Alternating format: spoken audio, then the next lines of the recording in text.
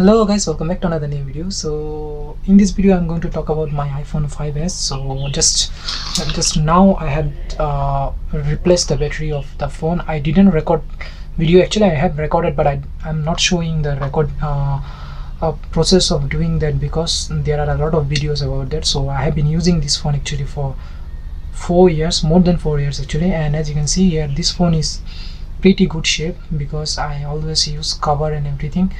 And this was the original battery of this phone, and according to 3O tools it has 80% of health, but when I use this phone it's suddenly shut off or it's become very hot.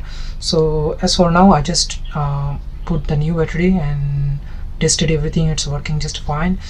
My what it called for bank apps and for my call and other things, and the display become little yellow now for uses many years, as you can see here.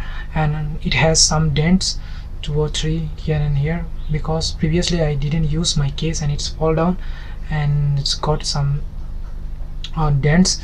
Other than that, it has no scratch or anything. It is pretty good condition.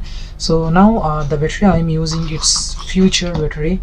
It's Thai brand battery. I don't know how well it will work, and maybe it will work fine for, as I can see, the 50% battery is now for 10 minutes, and the 50% is still there, and I have used a little bit of it, and the 50% is still there. And I have tried everything of my phone and everything is working fine, silence switch and everything, so volume and down and everything. So when I was replacing the battery, it gave me a lot of pain because I don't have proper tools right now, as I have shifted somewhere else. I didn't bring all those things which were with me previously. So it's really tedious process. It takes long time because I broke many things, as you can see here, and because I don't have tweezer and other things, it took me a long time. And the original battery, as you can see, it's holding actually.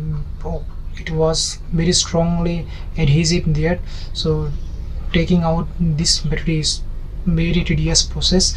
And actually this battery come with all the tools, necessary tools, although I don't really use these tools because these are cheap tools. I use these screwdrivers, which also I got with a battery pack. I think I have replaced iPhone 7 Plus battery, and I got this screwdriver with Vasus battery, and that one also really hard to, iPhone 7 Plus also really hard to open because it was waterproof. So I need to use what it called hair dryer, and it took me a long time for this. Yes, it is not any kind of waterproof phone, so it's really easy to disassemble, but it's really difficult to take out the battery and other things. It's really hard.